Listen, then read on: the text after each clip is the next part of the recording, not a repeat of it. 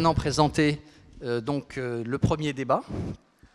Donc le premier débat est autour de l'entreprise. Parlons-nous en entreprise. On l'a sous-titré « Et si on s'écoutait ?»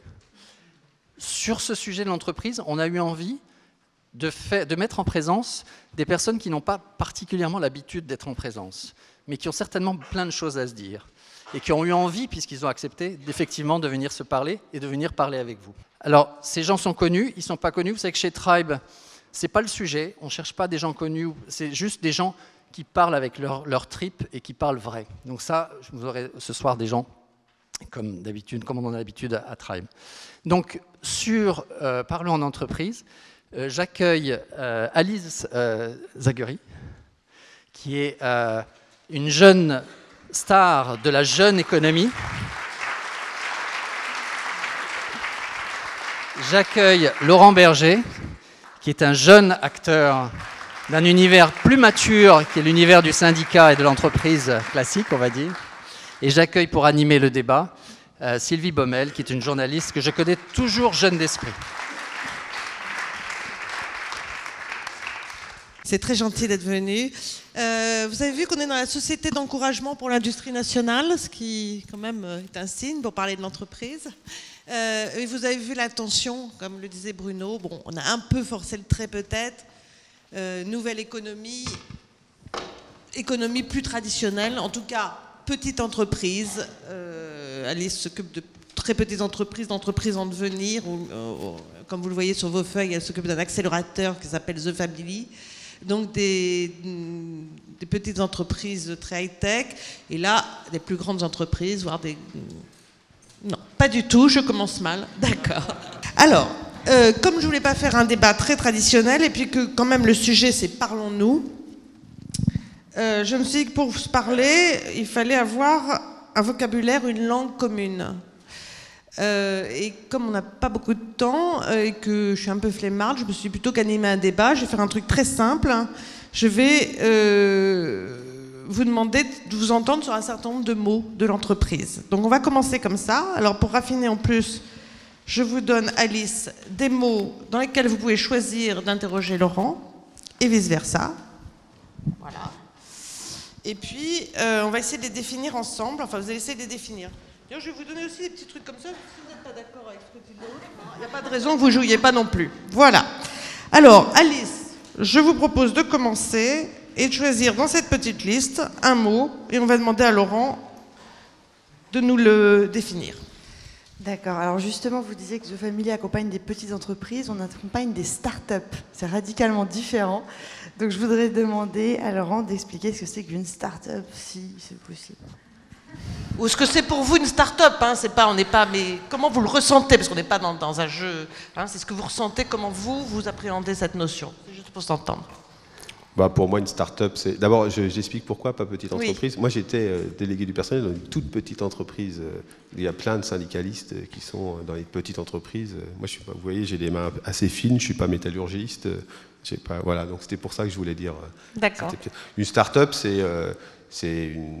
pour moi, c'est une petite unité. Ça peut être dans une... là, j'en ai visité une, par exemple, récemment à DCNS sur les énergies marines renouvelables, où ils ont décidé de créer leur propre petite start-up pour essayer d'investir, enfin de creuser un filon, un sillon sur un produit particulier qui est innovant. Pour moi, une start-up, c'est ça, c'est-à-dire c'est donner la possibilité à des entrepreneurs, à des gens qui ont envie d'entreprendre sur des secteurs peu connus ou peu exploités, de tenter leur chance. Alors, d'accord ? Pas d'accord, mais c'est pas grave parce que c'est un peu l'image que tous les gens d'une entreprise, d'une start-up justement, c'est petite entreprise, alors que Facebook est toujours une start-up. Et qu'est-ce qui fait la différence entre une start-up et une entreprise? C'est qu'une start-up, c'est une aventure humaine avant tout. C'est un groupe d'hommes et de femmes qui vont être à la recherche d'un business model qui soit scalable, répétable et profitable, qui résout un problème qui compte. Voilà. Attends, oui. Alors, on peut avoir du verre là, c'est bien. Je ne suis pas encore tout à fait habituée à cette histoire de verre ou de. Bon. Alice, dans cette définition, vous avez employé un mot que vous employez souvent, mais alors justement, c'est un mot que je pense qu'il faudrait définir parce que moi je ne le connaissais pas avant de vous avoir rencontré. Scalable. Pardon, la scalabilité, la notion de scalabilité, ça veut dire que c'est la puissance à l'échelle. Un exemple très concret, plus vous avez de ventes d'un produit, ça ne veut pas dire nécessairement que vous allez avoir plus de types qui pédalent derrière. C'est-à-dire qu'il y a un seuil à partir duquel, souvent grâce au numérique, où la croissance est décorrélée du nombre de gens et du temps homme, en fait. C'est ça le principe de la scalabilité. C'est la croissance qui ne crée pas d'emploi. C'est la valeur qui permet à l'emploi d'être intéressant. Et c'est-à-dire que c'est plus l'homme-machine, c'est la machine au service de l'homme. C'est différent. C'est bon? On est d'accord sur Startup? On passe à un autre mot? Vous avez le droit de rajouter. Alors, choisissez un mot pour Alice. Bah, Alice, elle est partie de ce qu'elle connaissait bien. Moi, je vais lui proposer syndicalisme. C'est normal. Hein, ça me paraît, c'est de bonne guerre. Hein. Après, on fera plus cool. Hein. Au risque de paraître pour une inculte, vraiment, le syndicalisme, ça résonne pas beaucoup, en fait. Je caricature évidemment, mais ça résonne pas beaucoup dans l'univers dans lequel j'évolue. Je repense aux délégués syndicaux dans mes anciennes structures, et ça me faisait penser aux délégués de ma classe quand j'étais à l'école. C'était celui qui représentait finalement l'intérêt de la défense des élèves par rapport aux méchants professeurs. C'est un peu l'image que j'ai. Je caricature évidemment, mais c'est vrai que même si je vous ai corrigé en vous disant qu'une start-up n'est pas une petite entité, au final, les startups sont quand même, aujourd'hui, les 200 qu'on accompagne à The Family, des structures de peu de salariés, moins de 20 en général, celles qu'on accompagne.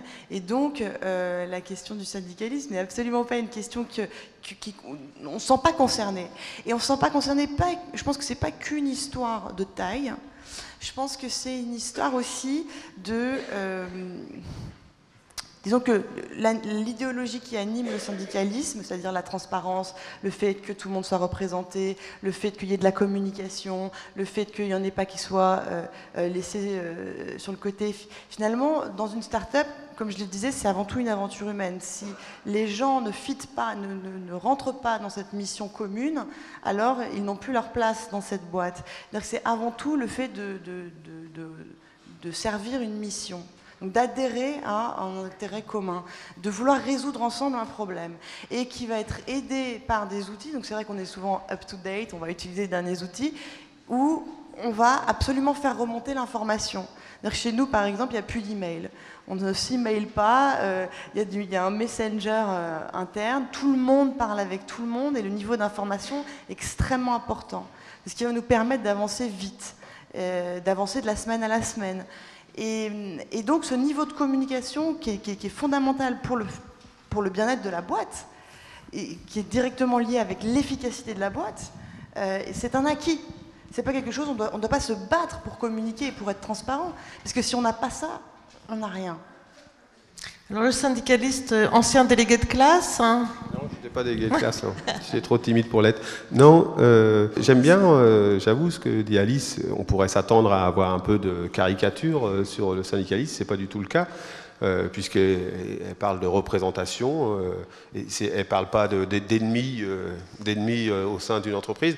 Après, moi, mon expérience me fait dire que d'avoir la nécessité du dialogue, quelle que soit la taille de l'entreprise, c'est important. Ça, la question que Après, moi, je ne connais pas très bien les startups dont parle Alice, donc je vais pas. Mais je crois que dans toute structure de collectivité de travail, dans toute entreprise, il y a besoin qu'à un moment donné, une entreprise, c'est quand même construit sur des relations et des intérêts qui peuvent être contradictoires parfois au sein d'une même entreprise, entre celui qui détient la propriété de l'entreprise et celui qui ne la détient pas, et que c'est bien qu'à un moment donné, le dialogue s'exerce pour que chacun s'y retrouve. Mais ce que dit en filigrane Alice, me semble-t-il, elle va dire mieux que moi, mais c'est que dans une entreprise où il n'y aurait pas... Enfin, dans une entreprise idéale, il ne pourrait ne pas y avoir de conflit d'intérêts, donc pas de syndicalisme. Ouais, moi, je crois pas. Vous ne croyez pas ça? Je ne crois pas à la société humaine idéale. Je crois à la capacité, quand des citoyens, quand des humains travaillent ensemble avec des intérêts qui sont communs d'abord, mais aussi qui peuvent être à un moment donné soumis à des contradictions,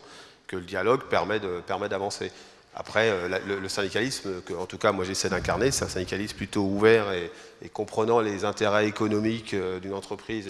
Et dans les intérêts économiques des entreprises, il y a la prise en compte de ce qu'on appelle le capital humain, c'est aussi ce qui produit cette richesse. Et donc que les équilibres soient, comme dans toute société, soient discutés. Ce qu'il faut comprendre en fait dans le monde de la start-up, c'est que les rapports sont inversés. C'est-à-dire qu'on est en recherche de ce capital humain qui est rare. Ces fameux ingénieurs sont beaucoup mieux payés et s'arrachent dans la Silicon Valley, ils partent, on vit la fuite des cerveaux. Et donc si vous voulez, le fait que les gens soient absolument heureux, la caricature de Google qui fait le self-service dans sa cantine, vous savez on rigole souvent dans les startups, il y a des baby-foot, on essaie de tout faire pour que la vie de ces gens dans ces entreprises soit... D'extérieur, ça paraît un peu fake, ça fait un peu le monde de Walt Disney. Mais en fait, il faut comprendre que de l'intérieur, dans l'ADN même d'une start-up, si l'employé qui est la source la plus précieuse, parce que c'est son cerveau, là on parle d'employé ingénieur évidemment, c'est pour ça qu'il y a quand même une espèce de... Peut-être qu'on n'a pas le même niveau de conversation. Vous reconnaissez aussi que employé... toutes les entreprises ne sont pas des start-up. Et je suppose exactement. Exactement. Et la CFDT est sûrement présente chez Google France, non ? Oui, on est présent dans un certain nombre d'entreprises de la nouvelle technologie. Oui, mais ça n'empêche pas. Je veux dire, c'est parce que... moi, je crois que à partir du moment où une entreprise grandit, parce qu'il y a un grand débat sur est-ce qu'il faut de la représentation pour les salariés des toutes petites entreprises, moi, je ne vois pas pourquoi ils en seraient privés. Je le répète, j'étais délégué du personnel dans une petite entreprise. Mais dans ces entreprises-là, au bout d'un moment, plus il y a de monde, plus les rapports peuvent se tendre, plus il peut y avoir de besoin de discuter, y compris sur le devenir économique de l'entreprise. Parce que, je le répète, les salariés, contrairement à ce qui se propage très souvent, sont très intéressés au développement de leur entreprise. Et donc, le syndicalisme, le dialogue social, ça permet ça aussi. D'accord. Alice, un autre mot. Je voulais vous dire, vous avez droit à un joker, hein. Vous pouvez faire un mot qui n'est pas dans la liste. Allons-y pour flexibilité. Mais vous voyez, vous avez des caricatures. Vous voyez, vous avez des caricatures. Hein, ça vous fait. La flexibilité, je vais vous étonner, c'est ce dont a besoin toute entreprise. Évidemment, d'être agile. Moi, je préfère dire qu'une entreprise elle a besoin d'être agile, mais que ça ne veut pas dire que cette flexibilité, elle repose toujours sur les mêmes, c'est-à-dire les salariés qui doivent toujours s'adapter à ce besoin d'agilité. Et donc, pour pas que ce soit toujours le cas, il y a besoin de faire parfois des accords, comme on l'a fait par exemple en 2013, pour que les journalistes, par facilité, parfois appellent flexi-sécurité, mais qui permettent d'être agile, de regarder en fonction des situations, du contexte, comment l'entreprise peut s'adapter, mais que ça ne retombe pas systématiquement sur une dégradation, soit des conditions de travail, soit des conditions de rémunération ou d'organisation du travail des salariés. Donc la flexibilité pour la CFDT, ce n'est pas du tout un gros mot, tout le monde le sait, mais c'est une nécessité, mais ça veut dire qu'il faut qu'il y a un corollaire qui est comment on fait en sorte que le parcours des salariés, la situation des salariés, on s'en préoccupe en même temps. Je peux donner des exemples, hein, on a signé des accords où, parce que la situation économique était difficile, on a revu les questions d'horaire de travail, de rémunération, temporairement, le temps que la situation se redresse. C'est plutôt du côté défensif, là. Voilà. Mais vous savez, c'est comme sur le temps de travail, il y a beaucoup d'accords d'annualisation, il y a beaucoup d'accords... et donc, cette image qui pourrait être, que certains ont manifesté par un rire, voilà, c'est pas du tout une question qui me gêne, moi. À condition qu'on, comme dans toute société, comme je le disais tout à l'heure, dans tout débat, on remette les équilibres et on trouve les bons équilibres pour que chacun s'y retrouve.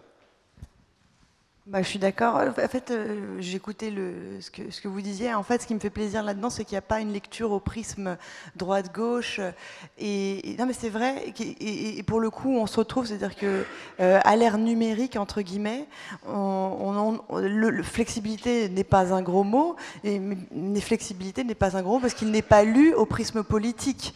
C'est-à-dire, c'est pas parce que je suis pour la flexibilité que je suis absolument de droite, etc. Donc ça, c'est vraiment une vision du monde qui n'est plus dans le monde numérique. Et en fait, ce qui a changé, c'est que la flexibilité, elle va être au service de l'efficacité.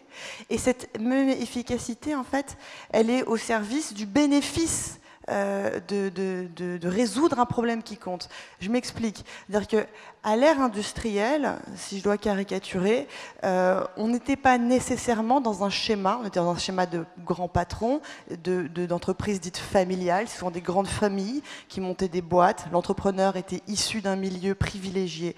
Dans le monde de numérique, les barrières à l'entrée se sont affaissées. Je n'ai plus besoin de millions pour pouvoir monter une boîte. Je peux la monter avec 3 000 €. Je suis à distance Google du savoir. Si je veux avoir une expertise, je m'isole pendant quelques mois et j'ai cette expertise puisque les cours du MIT sont en ligne, puisque aujourd'hui le savoir est à portée de main. Et potentiellement, j'ai plus besoin non plus de payer une agence pour pouvoir avoir accès à vendre mes produits, puisque j'ai Facebook. Et que si j'ai un produit pas mal que j'ai bidouillé pendant 3 mois dans mon garage, je vais pouvoir le mettre sur Facebook. Tout ça pour dire quoi? Tout ça pour dire que la nature des entrepreneurs a complètement changé par rapport à celle des grands patrons d'hier, que ces entrepreneurs sont des autodidactes, sont des gens qui n'ont pas forcément été dans les grandes écoles, et qu'en France, l'entrepreneuriat devient une voie d'émancipation sociale. Après, le sport et le rap, limite, je caricature. Mais, et tout ça pour dire que... je tourne le dos. Et tout ça pour dire que l'ère numérique apporte finalement aussi un nouveau regard par rapport à ces notions de résoudre un problème, d'avoir un impact, et même cette idée du patronat et de ce qui était un gros mot, la flexibilité. Mais si aujourd'hui elle est au service d'une vision, donc, comme je disais, d'une équipe, d'une aventure humaine, alors elle est... Et d'un certain nombre de conditions pour que les gens s'épanouissent dans leur travail, quoi. C'est-à-dire que le numérique, il y a aussi, on le sait, parfois une perméabilité très forte entre les différents temps. On le voit tous, et ça peut aller quand des gens ont très envie de s'investir dans leur travail, etc. Et ça peut être à des moments donnés, nous on le voit aussi dans notre travail. Régulièrement, on peut s'envoyer des communiqués à des heures impossibles, se répondre à des heures impossibles.